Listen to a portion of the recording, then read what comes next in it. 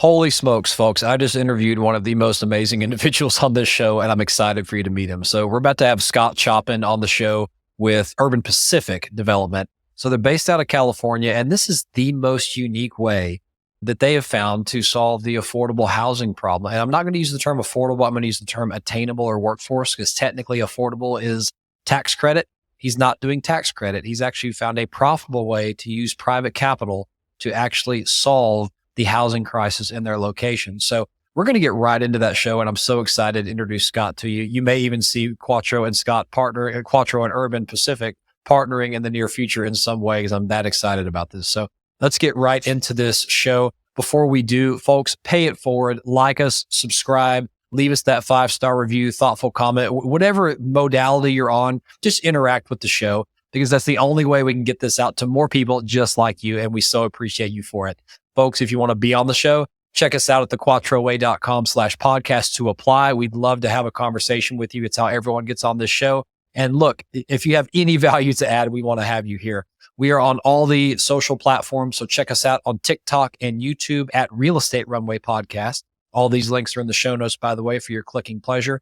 And my entire team and Quattro Capital is on Twitter, Instagram, LinkedIn, Facebook, you name it. Wherever you like to interact, we'd love to interact with you. So without further ado, let's get right into the show. Here we go.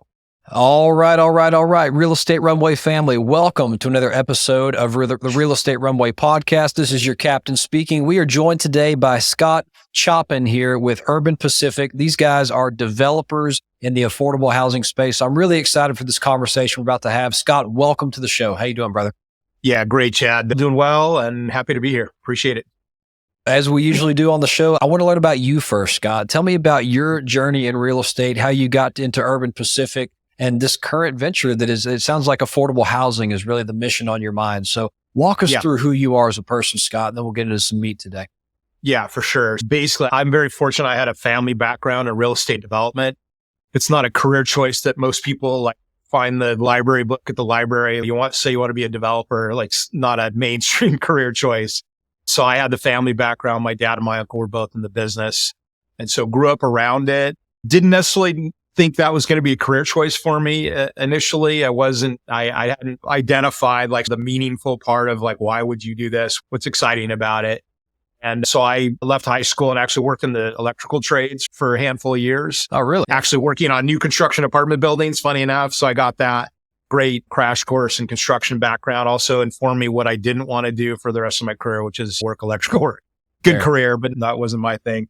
So at 18 or 19 years old, when I was working in the trades, I'm a pretty heavy reader, maybe less so than I was then today.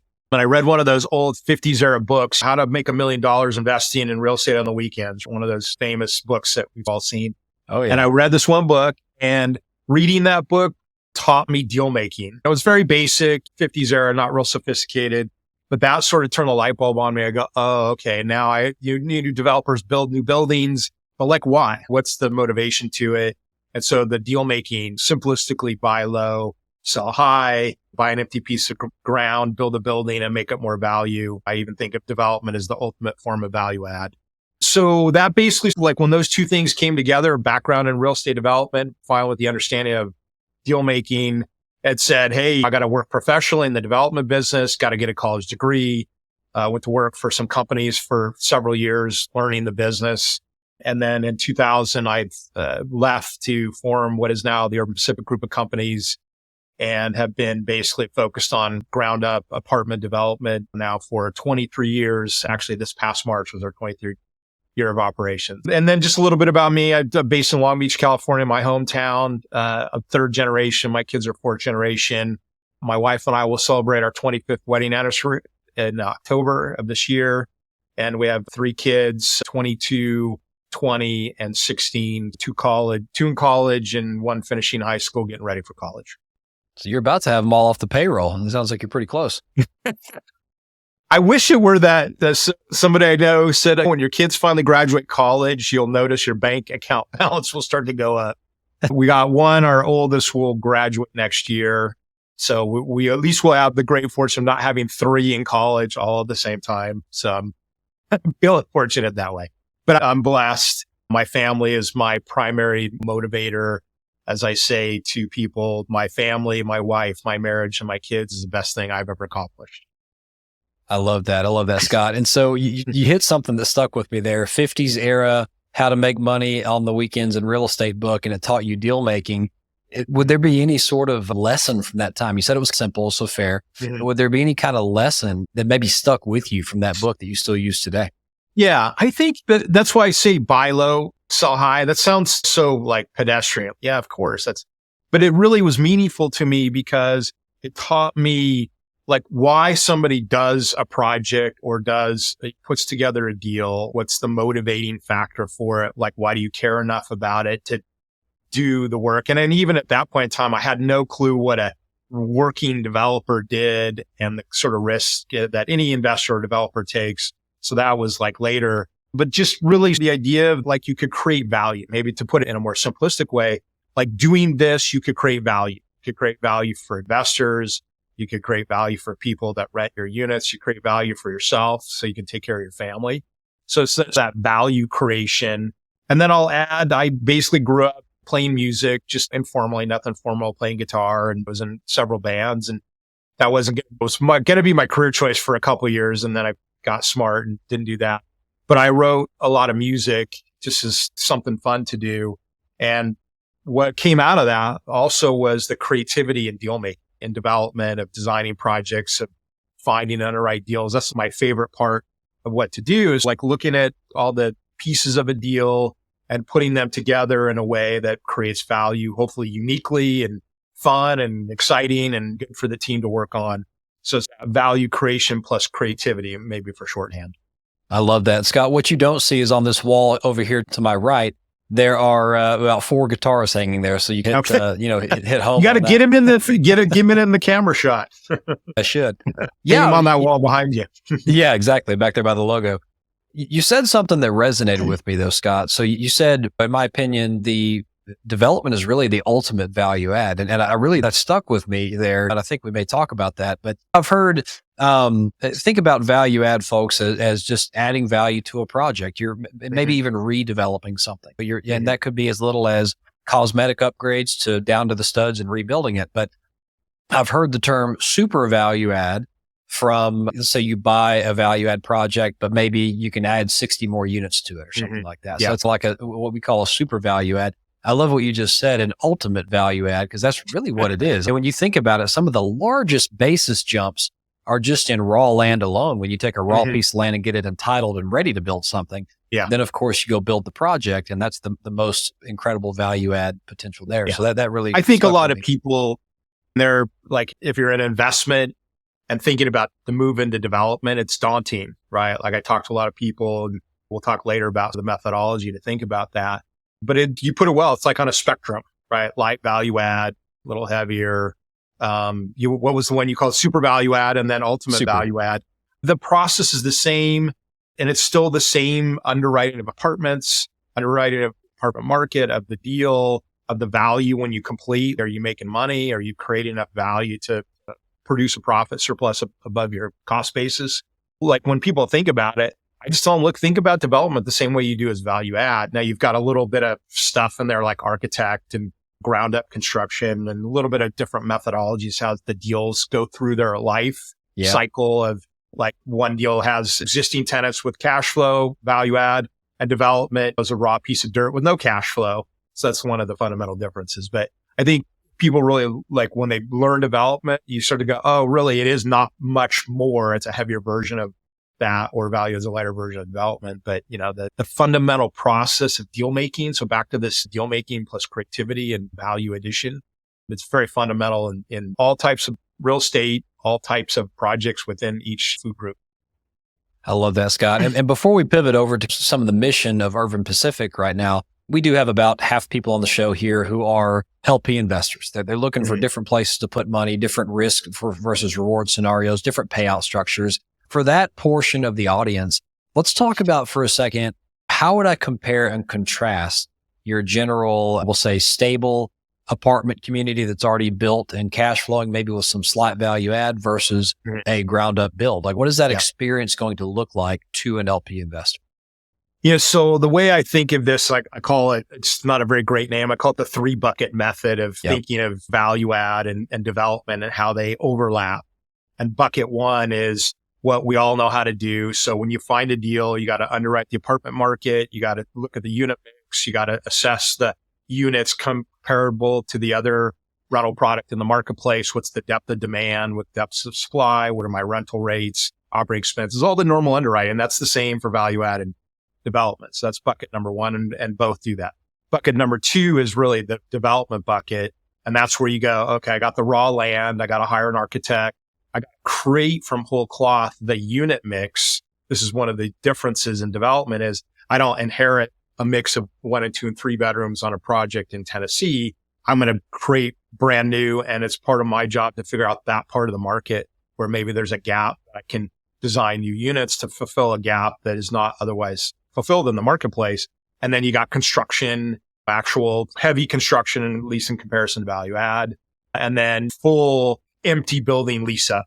That's daunting to some investors because part of the reaction I get when I talk to people, I even ask them, like, well, how much development have you done relative to value add? Talk about historically. I'm careful with people who haven't done development because really fundamentally, it's like you might have 2 or 3 years where you have no cash flow. Now, it's the capital stack is accommodating all the costs to build it, to get it through final lease up, right? And so self-contained, you put in the equity, you put in the debt. And so there should be no money in a well-structured project, no more capital calls from the LP, and we finish it, we lease it up, and then we go to the perm loan. So that's bucket number 2, which is like the development, design, construction, lease up from empty bucket. And then the third bucket is, again, what both do, which is what's the value production in the project? Value add, you're going to rehab the units, increase the rents, increase NOI, compete better in the marketplace and increase value. And it's the same for development, except we're building brand new empty units. And hopefully we did our jobs correctly and we're fitting a part of the market and we got good demand. And then we still are underwriting with NOI and cap rates. What's our return on costs? People are looking at it that way. So that's where I say the bucket 1 and 3 are exactly the same. There's no difference between the way you underwrite valuation of an apartment building versus a new construction apartment building. It's still an apartment building, right? You still got an income producing asset. It's just that middle bucket. And by the way, the buckets are in order. You underwrite the deal, right? And then you build the deal and then you sell or refi into a perm loan. So the thought process is to go in the order of the deal. Yeah, that makes perfect sense. And investors, if you heard that, it's just a timing difference, right? Virtually every value add project, whether we're regular value add, super, or ultimate, as we talked about earlier, they're all different versions of cash flow versus controlled burn rate on cash, right? Because it's like you're all spending more money. Like when you're doing any kind of construction on a deal, you're spending more money than it's making. It's an intentional capital investment. And so the difference is you're building something new. There's no renters there. There's no income stream. Your burn rate is 100% for a time. And your interest reserve is bigger, comparable to your bridge loan on your value add deal. I think people, they just look at the lease units. There's a certain amount of comfort people get from that. They go, oh, I got those. They're occupied. And then they look at a development deal and they're like, there's nothing. It's zero. It's empty. And I get it. I make no claim to thinking that all philosophies are valid. In other words, the value add approach to it and the development approach to it. It's just functionally which is more powerful, right? Powerful produces profit, does well for the investors and the developer. And by the way, there are times to do value add and there are times to do development. And I'm really been for my entire career, 30 plus years at this point, have always been a developer.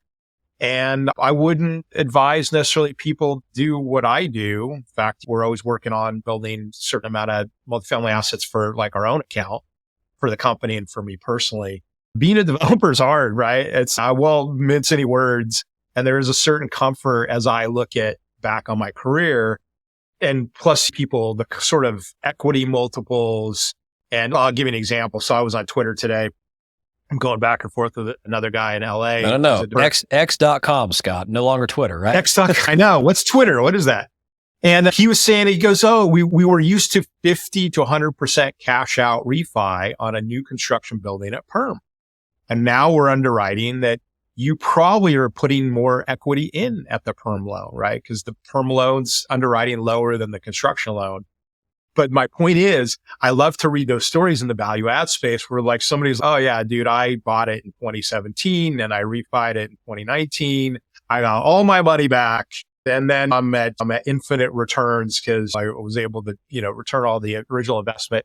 That doesn't happen in development. It can. I'm not saying it never does, but particularly for us in California, we're such a high cost basis market, like land and construction, high rents too, high values.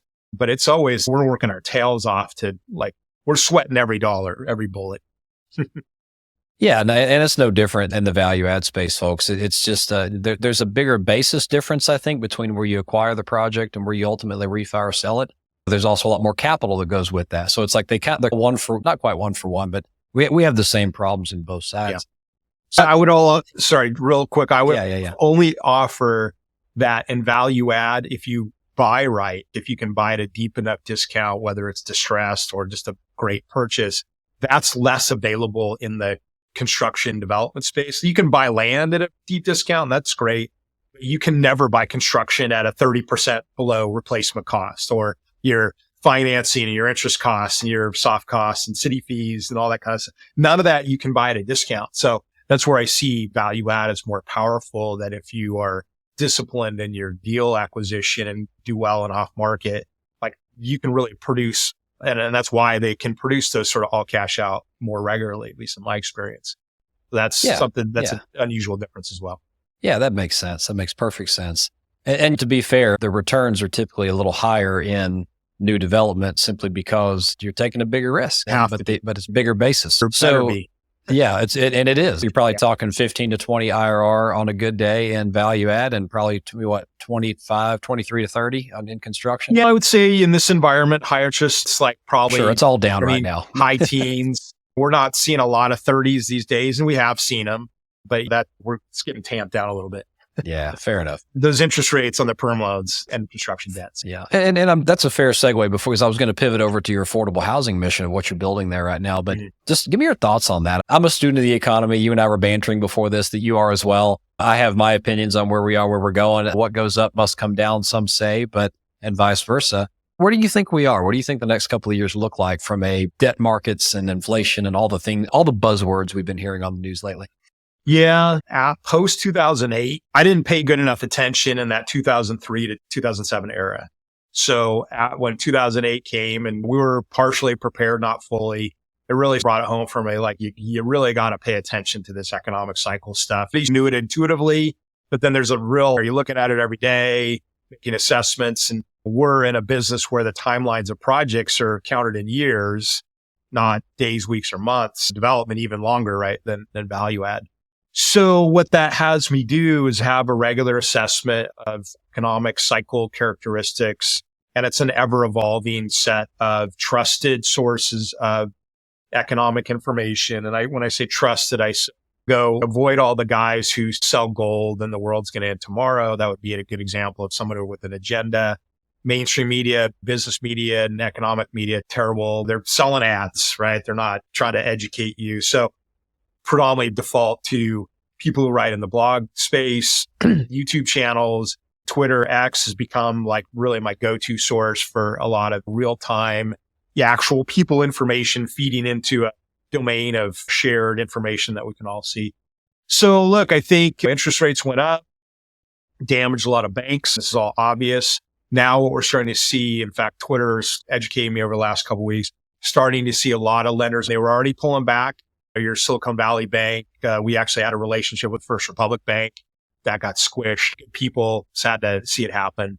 But now we're starting to see lenders who were traditionally in the real estate space completely exit the real estate space. And I can't think of any names off the top of my head, but like household name brands, you go, oh yeah, I know those guys as a classic real estate lender. And I think we're talking mostly perm debt in the way that I'm reading this, or just we're not even in the real estate market at all, like zero, like where they were traditionally. So there's that. Will that return? Yes. Because that fundamentally to me, the multifamily space on a go-forward basis is a go-to space for people in the United States economy. And it's not a great story, but the reality is given inflation, given the way our debt structures are for the US government. Like we just got downgraded by was it Moody's or Fitch's or whoever. And the US government got downgraded, right? And so we have some sort of a reckoning coming. And I'm not a fatalist. I'm like the most optimistic guy you got to be in this business, particularly developer. But I think there's going to be some radical changes coming forward. I think it seems like the Fed should probably stop raising, but they're a little crazy right now. I can't assess. And plus, I don't trust their stats. That Powell says inflation is X, but they eliminate housing and energy costs from the core CPI. Like, what the hell, man? No one's not buying energy and no one's not paying for housing. So that's bad data. So this is where it comes down to, and you probably do the same, is like I have to look past the sort of the regular sources and really look for what I call a signal from the noise. In fact, I have a Substack newsletter called The Real Signal. And my whole purpose of writing is combining real estate with macro. So this is my own reading I just share with people, and to try to look through all the noise and find out what's the real thing I should be paying attention to: the demographics, the culture, the economics, the politics, the technology. Those are all the 5 food groups of things that you would pay attention to at a fundamental basis. And what do I need to be paying attention to? I don't have an opinion on what I should be paying attention to because it's always changing. But look, this is what I love about being in the housing business. Fundamentally, human beings always need shelter. That will never go away. The style of shelter will change. Is it this style or that style? And maybe in the future, we're all living in pods or some crazy stuff. But on a go forward basis, 3D printed units, that's coming. Yeah. But I think on the go forward basis, there's a fundamental shift away from ownership to renting.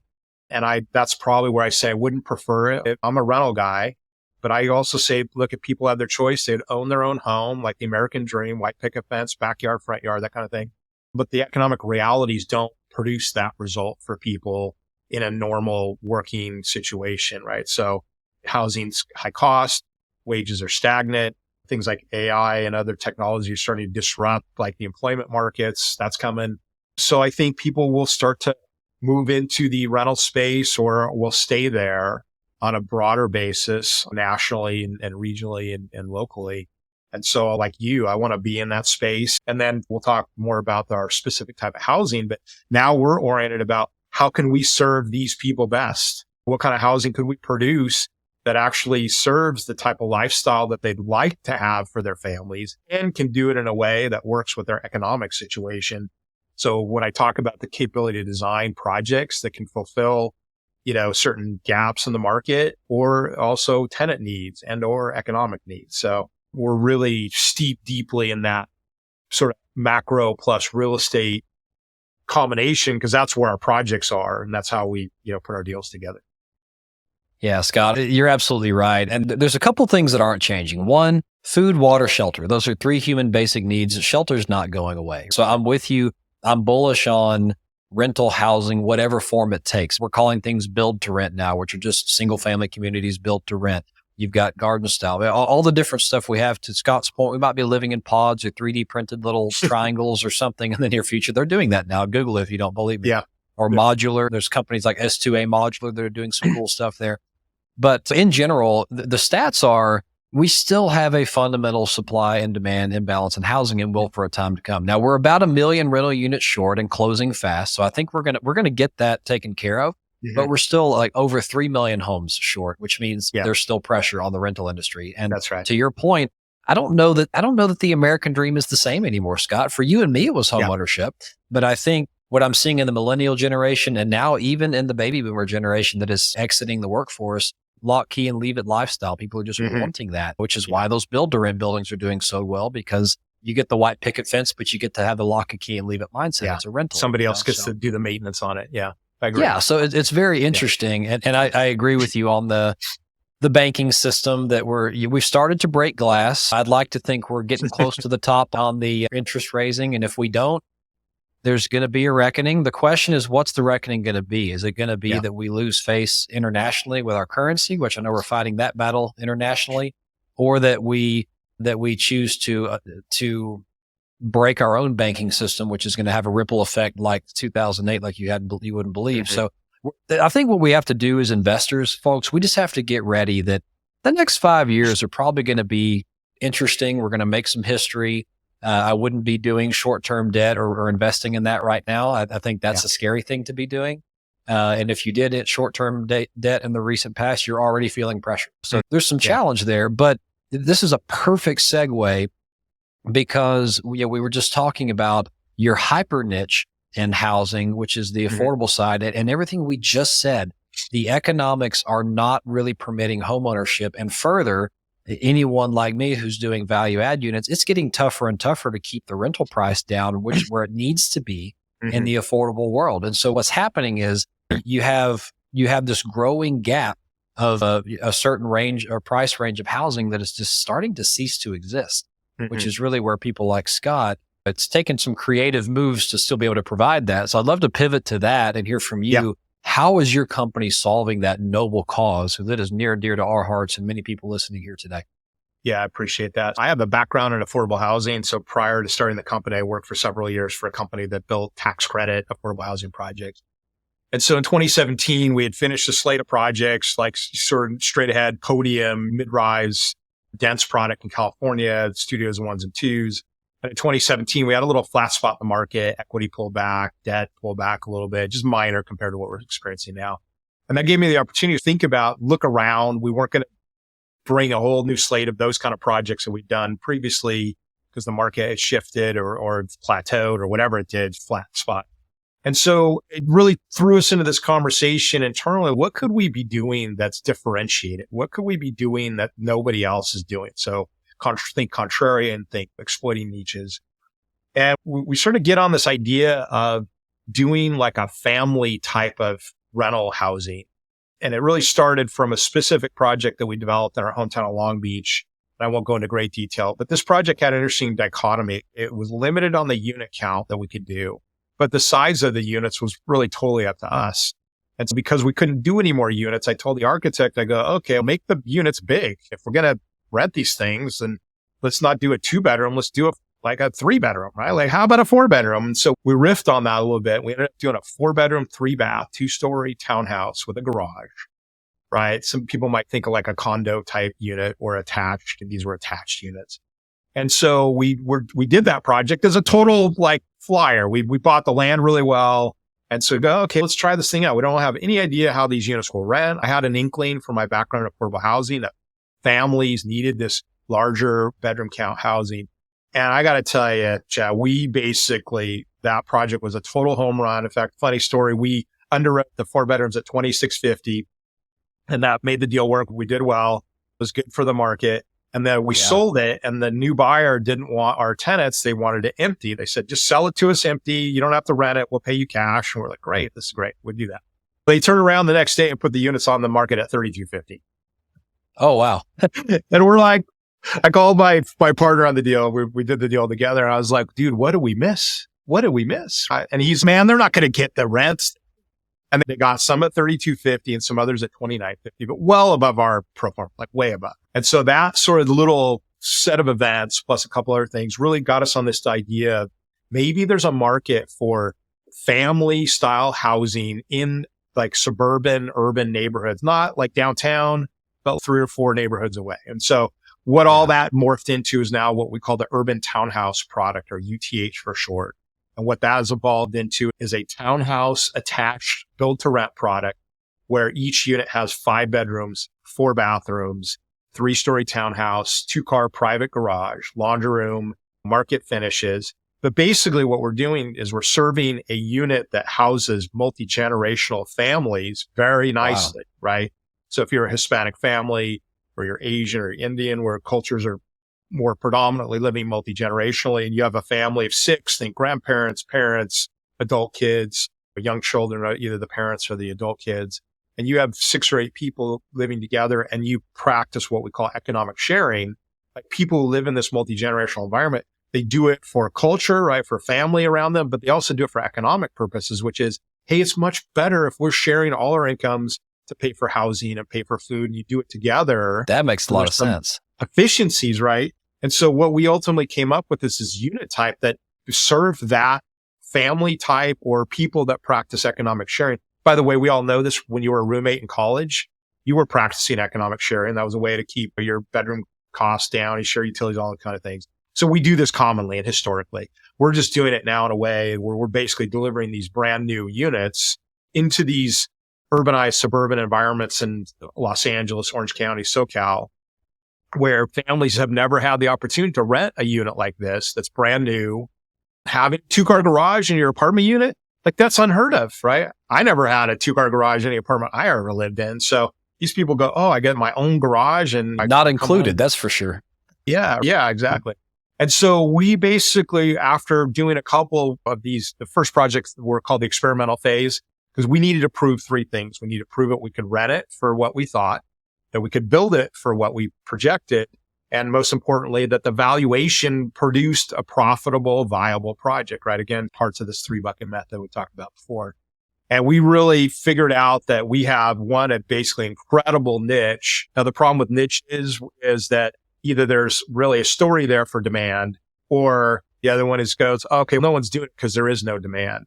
And we did a study about probably 2 years ago where we basically hired a market analyst. We said, how much demand in Southern California would be for projects in the population of 5-bedroom units? Like, go out and assess how much unit demand there is. And basically they came back and came up with a number of 47,000 units of demand for this 5-bedroom unit type that we do across the 4 counties that make up Los Angeles Metro.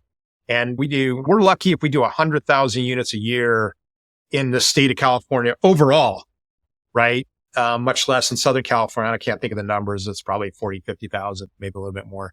The bottom line, I'll end here. The runway of demand is almost infinite, not quite, but multi-decade. We're classically a supply constraint state. We're the most supply constraint state because we're the most heavily regulated, et cetera, et cetera. So the story of workforce housing of this type, UTH, paired with private capital, we don't use government subsidy, is what makes up the heart of the UTH program. Putting private capital, OZ capital, we do that.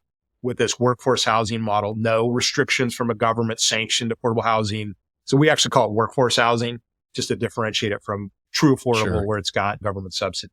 So we have now in place, we have 1 private equity fund. We're in the process of putting together a second equity fund. And then we're in the process right now of raising OZ capital, both on specific projects. And then eventually that will morph into an actual OZ fund in the sense of the pool capital type structure like you would be used to on a fund.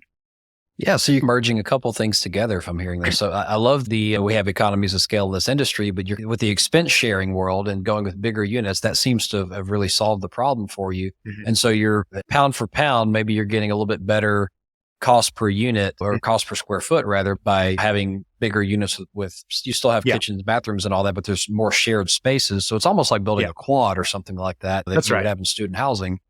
And I'm curious, you don't use government subsidies, you're using OZ capital, so you're getting some opportunity zone benefit on the taxation side. How in the world do the numbers work here? Because and I'm morbidly curious, asking for my own benefit selfishly, because like it's the greatest thing here. If you can figure out how to build something efficient enough using private capital and be able to rent it for a profit, that's where I'll follow suit and not use the term affordable, because if it's not truly tax credit, it's not affordable. Yeah, some people call it big A affordable and little a affordable. Right, exactly. So we can use the word attainable or workforce housing or something like that. Yeah, that's good. That's the biggest problem is there's no shortage of guys who want to build stuff like this and want to support this mission, but you can't make the pro forma work. And so what are the key ingredients there? Is it the unit size and the pound for pound like I discussed, or how does that work? As all answers, it's a combination of things. Just to clarify, so we're moving into OZ capital. So that's a new space for us. We've always liked the program, but we needed to see it mature. And frankly, so you've done this with private equity. We've done standard private equity. We now have the fund, but we've high net worth, family offices, syndications, all the food groups that we're all used to as to how to raise equity. But to answer your question, so really it's several things that make these profitable. So first is the unit type, right? So some people have called it a macro unit, like not a micro unit. It's the opposite of big unit, right? But really, you touched on it. We're building a big unit, 5 bedrooms, but we only do 1 kitchen, right? We do 4 bathrooms. So that's actually a sort of differentiator itself. If you got a big family, 4 bathrooms, you'll know that's important. But what it does do, how to describe it? The way I think of UTH is it's if you think you got two graphs crossing. So you got a graph of cost per square foot and you got a graph of revenue per square foot. And what we are is that we're at the equilibrium point where we're basically maximizing the revenue as a function of cost. Now, every project does that, so that's nothing new, but the mix of how we do it is the important part, right? So the example I use is the spectrum. If you went down in density and you built single family houses to rent, right?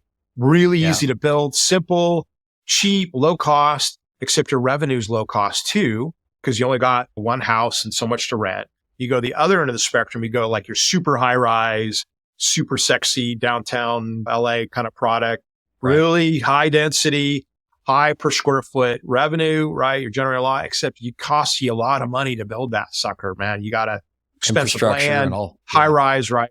And so you go, where's the middle point there? Where's the equilibrium point? So that's for us is that, in fact, we're very specific. We build a 3-story product only because it can shrink the footprint, get a little more density. If we went to a 4th story in California, we're now doing like higher level of sprinklers, more robust electrical systems, more exiting, right? More stairwells, that kind of thing. So it becomes inefficient. You go down a story, you're losing revenue. So we figured out through a little bit of experimentation that this 3-story model works that way. Okay. So there's that. But then about the unit itself, the way we look at it is we don't even necessarily really concentrate too much on a per square foot revenue factor, like all apartment developers. Oh, what's your per square foot rent? Comparing project to project and that kind of thing. Not that we don't care about that, but what we're doing is we're looking at the whole dollar rent for that unit. So our units basically right now are probably averaging between $3,800 to $4,200 a month for a 5-bedroom, 4-bathroom unit, around 1,700 square feet. So whatever the math is, $250 a square foot. I think in my last pro forma I looked at. Yeah, what I was getting to is about $760 a bedroom is what I was thinking about. So you went right to it. So that's a factor is we're doing the per bedroom comparison. So you're like $4,000 or $800 a month for a bedroom, right? If you go to rent any 1-bedroom in California that's new, think comparable, new, not a terrible location, not a beat up building, not old, that kind of thing, you're at least probably $1,500 to $3,000 a month for a 1-bedroom apartment. Yes, it's an apartment. It's got its own kitchen, that kind of thing. But look, if you're a single renter, let's say you're the child, let's say you're the grandparent of a family, right? You can either rent your own 1-bedroom, be on your own, have all those costs, or you share with this 1-bedroom, you cut your costs down by 60% maybe, or 50%. Yeah. Okay. So then a couple other factors. So we got this sort of the mode and model of the unit, the rent production, and this cost and revenue balance we got here. But then also the neighborhoods we build in are what we call urbanized suburban neighborhoods. So it's not central business district downtown. It's 3 or 4 neighborhoods out, and it would be a classically suburban neighborhood that's grown up a little bit. It's older. Houses are older. There's probably more apartments. There's more commercial, that kind of stuff. It's not classically, truly suburban anymore. And that's also where families that rent our units, they default to those neighborhoods because that's where the housing is generally least expensive and appropriate for their lifestyle, right? It's not a war zone. The schools are decent. You can go to the store and feel like you got relative safety. So this sort of middle space between hardcore urban and true suburban. So that affects your cost of land as well, right? Yes. So less competition for land. We have, in many cases, easier zoning process because it's not the new city with the greenfield development and all the NIMBYs are going crazy. And we're in California, so we always have NIMBYs. But if you go to some of these neighborhoods, they're like, yeah, cool. We could use apartments, that kind of thing. So there's that. Let's see what else. The style of build. We do the same unit relatively over and over again. I think production, home building style, construction methodologies, right? Yeah. Same subs, same designers, different cities, that kind of thing. But we have standard, like 2 or 3 standard 5-bedroom units. And in fact, most of our projects are only 5 bedrooms. Occasionally we do a 3 or 4 if we need to fit a little extra unit here and there. And then we're starting to experiment with doing accessory dwelling units, just fitting them in the site plan of how we do it. And so all those combination of things all come together to make this feasible. And then I'll end with this is that one of the things we enjoy about these families is that we ethically, I'm a Christian, I'm like family oriented. I want to help families. So that ethically gives me great meaning. But in reality, we're basically serving families in a situation where they don't have other housing options. And so we're competing in a space that's uncontested. We're in a niche and a proven niche now. That's why we did the experimental phase. So not only is there like an ethical value to it, but there's also pragmatic. We got to produce yield, right? If we don't produce yield, we don't raise capital. If we don't raise capital, we don't house families. So the pure economic, mathematical, mechanical system still works, right? We still got to produce a profit, not that kind of thing. And the last part is these families, we're serving them. But here's the great thing, because they practice economic sharing and who they are, they're incredibly resilient in a recessionary environment. They're very entrepreneurial because they have multiple earners in the household. If somebody gets laid off, they've got 3 or 4 other people to pick up the slack in paying the rent. And because the family space is so important for them, they will circle the wagons and battle like all get out to stay in the unit, pay their rent, maintain their family lifestyle. That's such a central core part of who they are, of like how they identify themselves as a family, that screwing up the rental situation by not paying rent and getting evicted is not part of their ethic. Plus, the other thing is there aren't 5-bedroom apartments to go to the next project over. Yeah, you can't replace that. Concession and a TV and they don't exist. In fact, usually the only units that exist like that are our other projects that we build on surrounding neighborhoods. So this recession resilience is a real key part of both our own comfort, having good product to build and viable product, but also serving the tenants. They're resilient. And then also the investors, right? Long-term hold. Your issue is, can tenants stay? Will they stay? Will they remain paying their rent? Are they productive, viable tenants that continue on a long-term occupancy? And that's the best case scenario for investors on a long-term hold structure, which is what we're going into. Yeah, Scott, this is an incredible solution. I would call it a niche, but I think I'd more call it a unique solution to the problem. And folks, you heard him talking about it. It's really coming down to an intersection of cost versus revenue and having the most optimized version of that. And really it's getting down to a per bedroom cost that makes sense. But listen to how he beefed up in what some would call a questionable resident base from a tenant resiliency perspective. He's found a way to target the ones who are very much family units and trying to help each other and all that kind of stuff. And it makes the business plan more resilient. And he's right. If you're not using tax credits, these things have to make money. And so you have to figure out how to keep the capital flowing so you can actually, you have to generate a profit in order to help people so that you can pay it forward. So Scott, I could talk about this all day, brother. Thank you for coming on the show. I've got to land the plane. We're going to end with 4 questions. Are you ready? Sure. Yeah. Let's all go. Right. First one, what is your superpower and how does it benefit you? Oh, that's an interesting question. I think just wait. Yeah, no, I got it right. That's just the first one. I would say back to that creativity thing we talked about earlier. I always tell my team, I go, you got to tell me about problems, because people sometimes are shy to tell the truth that, hey, we got this problem. But I tell them, I'm a great problem solver, but I cannot solve problems I don't know about. And so I basically give me a sort of like a problem to solve. I usually tell me, give me a few days. And then I wander around and take showers and do my walks to let my brain process. And usually, invariably, I'll come up with some, I'll call it unique solution. There's other people that do this, so it's not unprecedented, but that's what I love to do. And probably one of the things I'm strongest at. I think we have proof there, given the whole business plan we just spoke about. It's a unique solution to a hard problem. So kudos there. Thank you. Let's flip over the coin, Scott. What's your biggest failure in life or business, and what'd you learn from it? Yeah, because of my personality type, which is self-selected, people who are in the development business and real estate generally, I'm sometimes too optimistic. Now that I'm not meaning that as like a humble brag. I feel, and I've gotten much more conservative over the years. You touch the hot stove and don't do that. So we learn those lessons. And I need to be an eternal optimist to sustain in this business. But I think more and more, I'm thinking, look, really, I need to curb some of those more aggressive tendencies of, hey, we can always do it. A funny story I tell people, I'll make this quick. When I was a young project manager working for other companies, I would work on every deal, chap. There's no deal I couldn't work on. Everything's solvable. And there's no deal that we couldn't do. We couldn't solve. And now I'm the opposite. I'm like, man, like 99.9% of stuff, forget it. Pass. Too expensive. Too hard. Bad politics. Bad zone. you get whatever. All that is wisdom, Scott. You learn the I ones agree. like, that's not the best pound for pound use of my energy. Yeah. You know? With the optimism comes with that, like realities operations. You go, Yeah. okay, like I'd love to do that. No, let's not do that. We saw that before, that kind of thing. So that would be probably one of the ones I'd say. Yeah, I love that. And the worst thing that happens is you try to work on every project only to find that the ones that's the least profitable for you is where you spend most of your time, which is very frustrating. Yeah. The old 80-20 deal, 80% of your project, 80% of your time, Bernoulli's principle. Yeah. Yes, you want the other way. Yeah, fantastic. And so let's go. Question number 3 is about philanthropy. So here at Quattro, we have 4 pillars: people, property, profit, and philanthropy. First, Yeah. a group of people coming together around a property to generate profits, some of which are used for philanthropy, coming back and taking care of people. So I love to give my guests an opportunity just to share your philanthropic heart. And I would argue that your entire business plan qualifies for this question. How do you and Urban Pacific do good while doing well?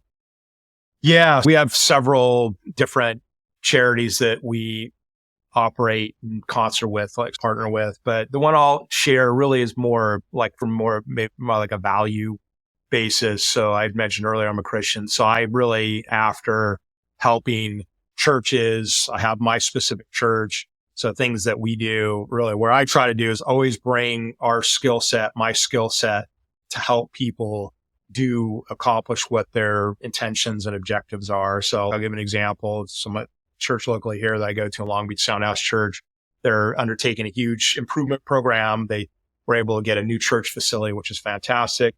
And I approached them. I said, hey, let me help you. The way I describe it is, let me be a real estate developer where you aren't, right? Or that I am a real estate developer for people who can't or don't know how. And so that's obviously time and expertise and skill set donation. And there's money there too. But I'm really, I want to help solve difficult, unique problems that require like an uncommon, differentiated approach.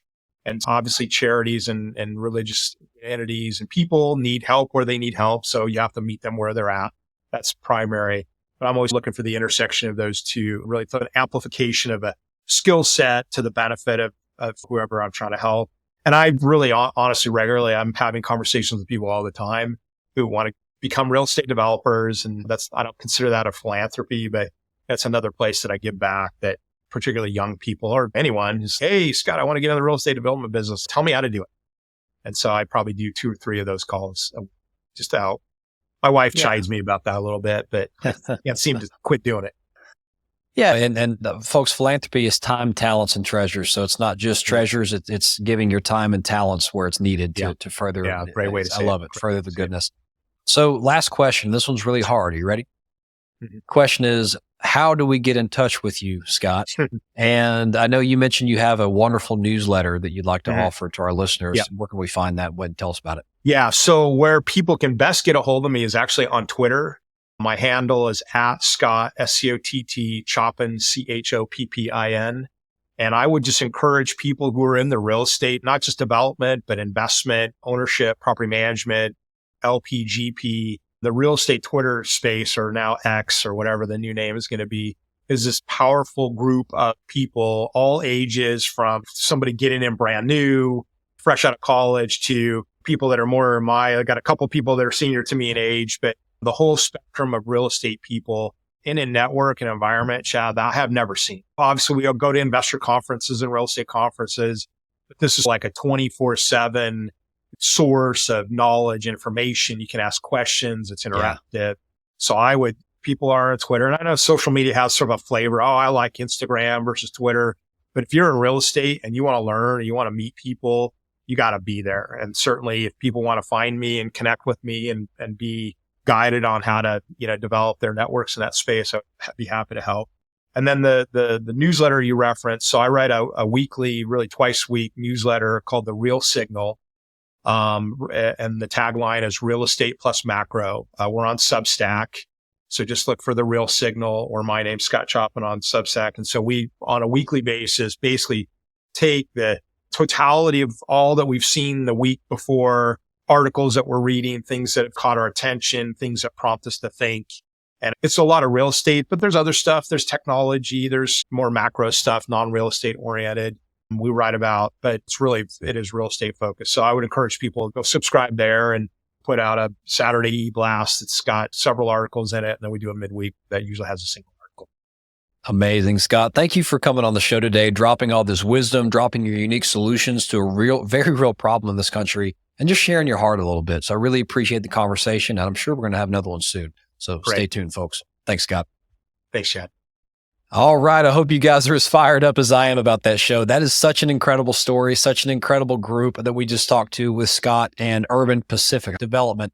So folks, if you got any value out of this show, please like us, subscribe, leave a 5-star review, interact with the show, whatever it is you're listening to, just like it somehow or give us a review, because that is the only way to grow the show, further the influence of what comes across these airwaves. We so appreciate you for it.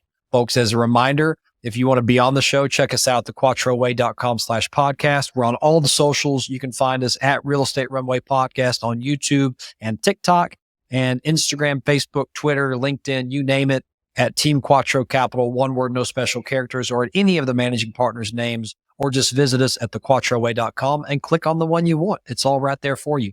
Folks, we'd love to have a conversation with you if you're interested in partnering with us or any of our partners on future real estate investment opportunities. Check us out at thequattroway.com/invest to register and build a relationship and qualify to enter into some of our private offerings. This has been another episode of the Real Estate Runway Podcast, friends. Until next time, over and out.